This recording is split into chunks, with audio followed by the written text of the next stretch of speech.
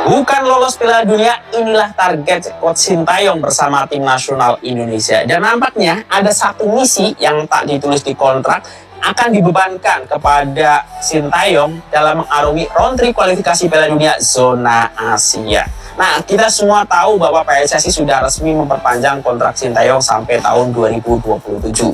Dan kita tahu juga bahwa target yang dibebankan kepada Sintayong bukan lolos Piala Dunia, melainkan membawa timnas kita menuju ke peringkat 100 dunia. Nah, nampaknya itu lebih realistis ya daripada membawa tim nasional kita lolos ke Piala Dunia. Tapi kita tahu supporter tim nasional Indonesia menginginkan Sintayong membawa timnas kita lolos Piala Dunia. Semoga itu bisa terwujud dan menjadi bonus. Karena kita juga harus sadar diri ya, untuk lolos Piala Dunia itu bukan sembarangan. Apalagi kita ada 3 negara yang sudah langganan lolos Piala Dunia. Tapi ada satu misi yang nampaknya juga dibebankan kepada Sintayong dan ini tidak ditulis dalam kontrak. Ini pendapat saya pribadi setelah melihat video Bapak Erick Thohir ketika merespon kekalahan tim nasional U16 kita melawan Australia 3-5. Dan video terbaru dari Bapak Arya Sinulinga ya terkait selebrasi berlebihan dari Australia U16. Nah, nampaknya akan ada satu misi yang dibebankan kepada Sintayong untuk menginstruksikan skuad tim nasional senior kita habis-habisan ketika menghadapi laga kedua round 3 kualifikasi Piala Dunia zona Asia yang kemungkinan akan dimainkan di Gelora Bung Tomo di tanggal 10 September, yaitu pertandingan melawan Australia. Nah, ini untuk membalas dendam kan, ini dalam hal yang positif tentunya, adik-adik kita yang kemarin diejek oleh tim nasional Australia U16 karena selebrasinya yang dinilai berlebihan. Nah, ini mungkin akan disangkan kepada STY yang harusnya bisa diejawantahkan oleh semua pemain menjadi motivasi untuk membalas dendamkan dalam hal yang positif tentunya. Nah, semoga itu tidak jadi beban, itu jadi motivasi tim nasional senior kita dan menunjukkan bahwa timnas kita sudah berada level yang sebanding dengan Australia atau bahkan lebih. Karena walaupun di U16 kita kalah, ya, dan di Piala Asia juga kita kalah, tapi kita berhasil mengalahkan tim nasional Australia di kelompok umur U23. Nah, dan semoga ini berlanjut di round 3 nantinya. Nah, menurut kalian, apakah misi ini akan dituntaskan dengan baik oleh Sintayong khususnya untuk laga melawan Australia di tanggal 10 September tahun 2024 besok? Kolom komentar. Ya, teman-teman, terkait dengan target terselubung yang katanya tidak tercatat pada kontrak Coach Sintayong bersama Timnas Indonesia, saya kira ini merupakan sesuatu yang mudah untuk dicapai ya. Untuk menembus peringkat ke-100, saya kira peluang yang sangat tepat itu ketika Timnas kita melakukan kualifikasi Piala Dunia 2026. Ya, sepanjang kualifikasi Piala Dunia 2026 tentunya itu akan menambah ya poin-poin bagi timnas kita. Apalagi pada kualifikasi Piala Dunia itu kan masuk di dalam pertandingan FIFA, eventnya FIFA, sehingga tidak menutup kemungkinan bahwa nanti di grup C ketika timnas Indonesia bermain, setidaknya kita harus menang dan juga imbang agar bisa menambah poin-poin supaya bisa terpenuhi target yang diberikan PSSI kepada Coach Sintayong. Dan saya pikir teman-teman, terkait dengan target peringkat ke-100 ini, mungkin itu hanyalah sebuah target cadangan ya. Tetapi target yang sesungguhnya adalah Timnas Indonesia wajib dan harus lolos ke Piala Dunia. Kalau seandainya Timnas kita tidak punya target untuk lolos ke Piala Dunia, kenapa sih kita harus capek-capek menaturalisasikan para pemain-pemain keturunan ya? Tujuan utama untuk menaturalisasi para pemain keturunan ini jelas. Selain menambah poin tentunya, itu untuk bisa bersaing di kualifikasi Piala Dunia 2026. Apalagi pada kualifikasi kali ini agak berbeda ya. Misalnya di ronde ketiga ini kita tidak bisa menempati posisi runner up, ya masih ada jalan lagi, yaitu peringkat ketiga dan juga keempat. Itu yang masih lolos ke ronde keempat. Artinya peluang itu sangat terbuka bagi timnas Indonesia ya. Ya, apapun itu, apapun yang ditargetkan oleh PSSI kepada Coach Sintayong, saya yakin dengan doa kita bersama, dengan semangat kita bersama, dukungan kita bersama, timnas Indonesia di bawah asuhan Coach Sintayong akan mampu memenuhi 2 target. Ya, ini menurut suara hati saya, rasa optimisme saya bahwa 2 target itu 100 besar peringkat FIFA, kemudian lolos ke Piala Dunia. Berulang kali saya sampaikan bahwa timnas Indonesia akan sampai pada ronde ketiga, bukan berarti selesai ya. Maksudnya di ronde ketiga ini nanti, walaupun dihuni oleh negara-negara langganan Piala Dunia, saya tetap optimis bahwa timnas kita akan menempati posisi kedua. Ya, apalagi Jepang dengan Australia, kita sudah pernah bertemu di Piala Asia kemarin. Secara permainan saya kira timnas kita mampu. Apalagi di Piala Asia kemarin kan pemain-pemain kita itu belum lengkap ya. Sekarang kita sudah tahu ada Tom Haye, Kelvin Verdong, Chai Iches, ya, Nathan Joaun. Pasti akan sangat berbeda pola permainannya nanti. Dan ini tentunya menjadi sebuah ancaman bagi negara-negara lain ya yang tergabung di dalam grup C ini, teman-teman. Oke, di awal edisi kali ini ada sebuah berita yang unik ya. Kita pasti pernah sama-sama dilihat video yang satu ini. Coba perhatikan dulu video ini ya. Coach Fahri melihat STI ini bagaimana sih sebenarnya secara teknis kepelatihan? Apa sih kehebatan dia sebagai sesama pelatih? Saya berharap ketika STY itu menangani tim nasional Indonesia, dia bisa membuat timnas itu seperti Pak Hangzhou membuat timnas Vietnam yang begitu militan, begitu agresif, ya, begitu kreatif dengan pemain lokal semua. Fahri Husaini bilang, pelatih yang bagus itu minimal seperti Pak Hangzhou ya, yang mampu merubah tim Vietnam yang menjadi bagus ya. Yang maksudnya mungkin Fahri Husaini ini bilang nih, STY ini masih kelasnya masih ecek-ecek kali ya. Nah sekarang ada info nih, PHS ini diundang buat melatih timnas Kamboja. Tapi PHS mikir-mikir dulu nih, apakah mempertimbangkan terima tawaran Kamboja atau timnas India? Nah kan yang jadi pertanyaan, apakah nantinya PHS ini mau terima tawaran timnas Kamboja, dan apakah ketika PHS ini melatih timnas Kamboja bisa sebagus Vietnam? Kalau memang PHS terima tawaran timnas Kamboja dan timnas Kamboja jadi tim yang menakutkan di bawah PHS, ya berarti kami setuju jika PHS ini memang pelatih bertangan dingin.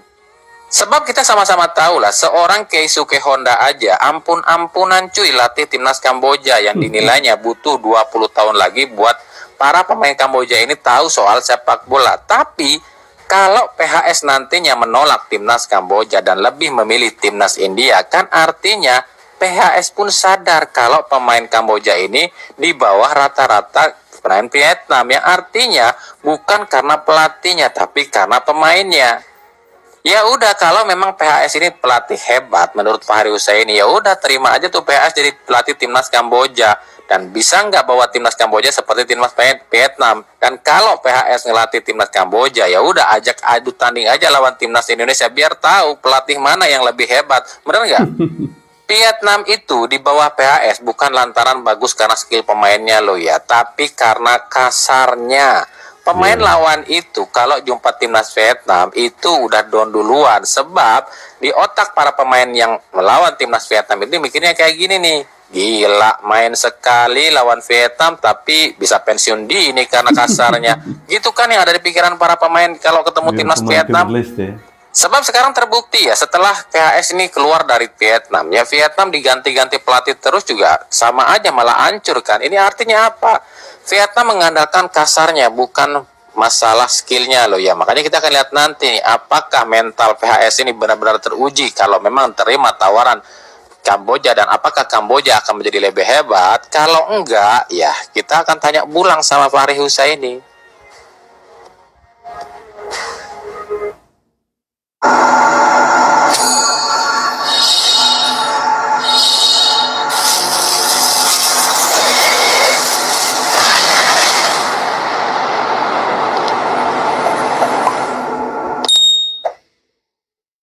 Ketum PSSI Erick Thohir nampaknya sudah mulai jengah dengan tingkah laku KNVB yang masih terus ngotot mempermasalahkan soal Martin Paes. Bahkan ada info dari orang Belanda ya, jika KNVB ini memang berniat menarik kembali Martin Paes ke timnas Belanda. Tapi tahukah, nggak semua orang Belanda itu setuju loh dengan apa yang dilakukan oleh KNVB. Bahkan ada orang Belanda yang menganggap KNVB ini busuk dan nggak becus mengurus timnas Belanda ya. Seperti yang dituliskan orang ini nih di salah satu akun X-nya ya, dengan kata-kata "shame on you" alias nggak tahu malu.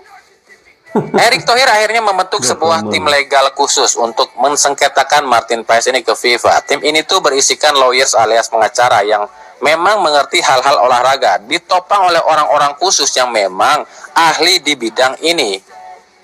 Jika hingga Agustus ini KNVB belum juga melepas Martin Paes, maka hal ini akan dibawa ke pengadilan CAS dan kemungkinan Belanda lah yang kalah, sebab Belanda ini sudah beberapa kali lakukan kesalahan. Salah satunya adalah melepas Ferdi Kadioglu ke timnas Turki, padahal Martin Paes dan Ferdi ini satu angkatan.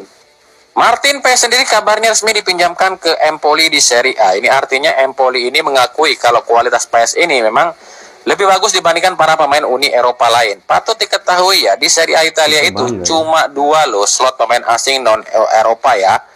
Kalau Empoli ini merekrut pemain orang Indonesia, berarti memang Martin Paes ini tuh kualitasnya di atas rata-rata. Jadi wajar ya, Belanda ini sangat ngotot inginkan Martin Paes, karena kualitas Martin Paes di mata timnas Belanda atau KNVB ini memang lebih bagus dibandingkan Emil Audero. Ya teman-teman, saya menanggapi terkait dengan pernyataan dari Coach Fahri Ngebacot Husaini yang mengatakan bahwa kalau Coach Sintayong hebat, dia harus melakukan sesuatu seperti yang dilakukan oleh PHS, ya, Park Hang-seo atau Sakpa itulah intinya namanya PHS ketika dia melatih Vietnam. Katanya dengan materi pemain lokal, PHS mampu membawa Vietnam terbang tinggi. Muncul pertanyaan atau ada sebuah tawaran dari Kamboja ya untuk melatih timnas Kamboja. Apakah kalau misalnya PHS ini menerima tawaran dari timnas Kamboja, kira-kira mampukah dia membawa Kamboja itu seperti saat ketika dia melatih Vietnam? Seperti yang dijelaskan oleh netizen tadi bahwa Vietnam itu di saat pelatihnya masih PHS, mereka itu menang bukan karena skillnya mereka, tetapi permainan kasar mereka itu yang sangat identik, ya. Sehingga tidak heran kalau lawan saat bertemu dengan Vietnam sudah takut duluan, takut pensiun dini, sekali pertemuan langsung pensiun dini. Karena mainnya sangat kasar. Itu dibuktikan ketika Vietnam saat ini saat sudah tidak dilatih lagi oleh PHS, toh kembali ke setelan pabrik. Artinya, kehebatan PHS menurut saya belum bisa teruji. Sampai saat ini saya masih angkat 2 jempol saya buat Coach Sintayong, karena dia mampu membawa perubahan di timnas Indonesia. Apakah ada yang setuju dengan pernyataan saya ini? Silahkan tulis di kolom komentar. Kemudian terkait dengan Martin Paes yang sampai saat ini belum ada titik temu, belum ada kejelasan terkait dengan nasibnya, apakah nanti di bulan September dia bisa membela timnas Indonesia di kualifikasi Piala Dunia 2026. Ya, suatu kebanggaan bagi kita ketika klub Serie A Italia, Empoli, memanggil Martin Paes untuk bermain bersama mereka di Liga Italia. Sebuah kehormatan, sebuah kebanggaan bagi kita, rakyat Indonesia, bahwa orang Italia, sebuah klub sepak bola yang ada di Italia, bisa melirik, mereka mengakui kehebatan orang Indonesia melalui sosok Martin Paes. Liga Jepang ini memang kayaknya nggak cocok ya buat pemain-pemain kita atau pemain-pemain luar. Karena klub-klubnya ini menurut gua kampret gitu. Ya, merekrut pemain-pemain Indonesia itu hanya untuk mendongkrak followers, untuk menjadi artis, untuk menjadi BA, bukan untuk menjadi pemain. Kok bisa? Mulai dari Lily Pali, lalu juga terus disusul yang terbaru Arhan dan juga sekarang Justin Hubner. Padahal Justin Hubner ini kapten Wolves U21 loh. Tapi di sini nyaris gak pernah main. Jadi subs terus, masuknya menit 89. Aduh, ampun, udah bener-bener. Gimana mau berkembang? Mending di Wolves U21. Ya, walaupun U21, tapi dia selalu main, selalu jadi starter lah. Di sini Liga Jepang. Main aja enggak, jadi bench. Gimana mau berkembang? Dan itu kan buruk untuk progres permainan dari Hubner, progres karirnya. Ya, lu semakin jarang main ya, semakin nggak berkembang, lu bahkan semakin menurun bisa. Itu sudah terjadi di Arhan ketika di Tokyo Verdy. Makanya ketika cabut dia bisa keep up lagi. Nah, ini yang menurut gue sih, aduh, udah lebih baik jangan ke klub Jepang lah, pemain kita lah.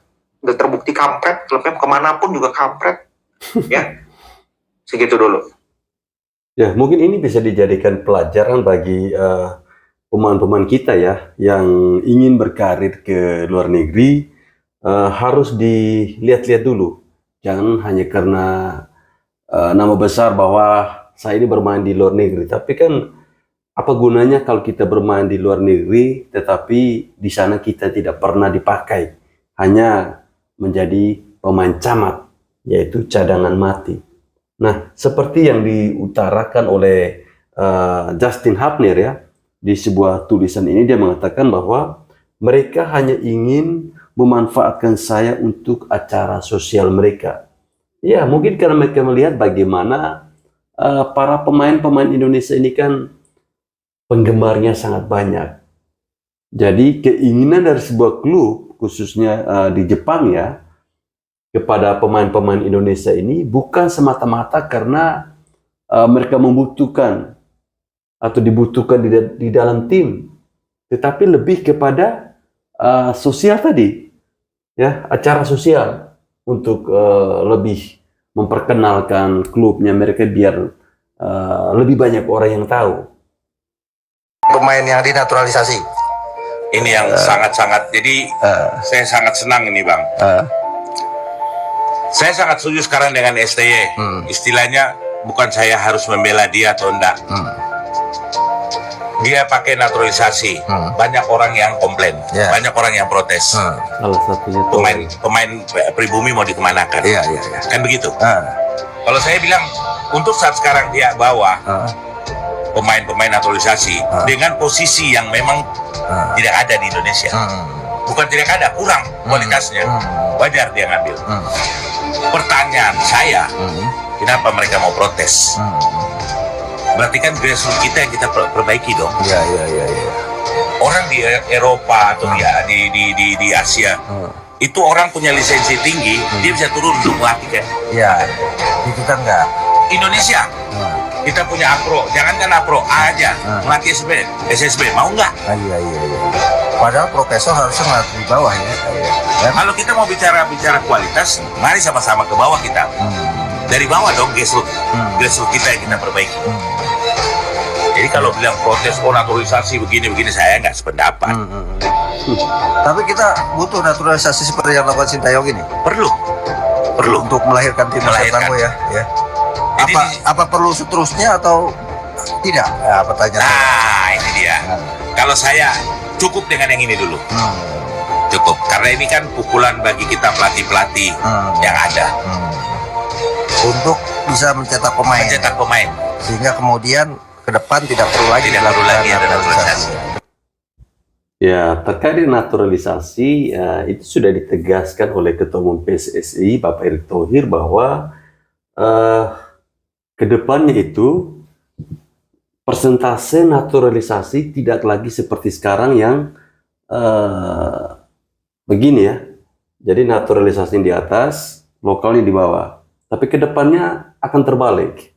Naturalisasinya di bawah, lokalnya di atas. Jadi kehadiran para pemain-pemain diaspora yang melalui proses yang namanya naturalisasi, itu tujuan utama sebenarnya adalah agar para pemain-pemain kita itu bisa belajar ya. Kalau ada pesaing, tentunya itu akan memacu atau memicu semangat bagi pemain-pemain lokal untuk lebih giat lagi, untuk lebih semangat lagi berlatih sepak bola. Ini kan masuk tim nasional itu kan tidak semudah ya. Kalau sekarang, kalau dulu kan yang penting ada cuan, lu kenal orang dalam, udah gampang kamu masuk. Tapi sekarang ketika Coach Sintayong memimpin timnas, itu tidak ada lagi bilang titip menitip pemain, itu sudah tidak ada lagi. Jadi apapun yang dikerjakan PSSI saat ini tentunya bukan untuk Bapak Erick Thohir, bukan untuk Coach Sintayong, bukan. Ini semata-mata mengangkat derajat, ya, mengangkat derajat Indonesia melalui sepak bola. Hanya sepak bola saja yang bisa mempersatukan seluruh rakyat Indonesia. Tidak ada yang lain. Baik teman-teman, saya kira sampai di sini video saya. Terima kasih telah menonton video ini. Salam olahraga.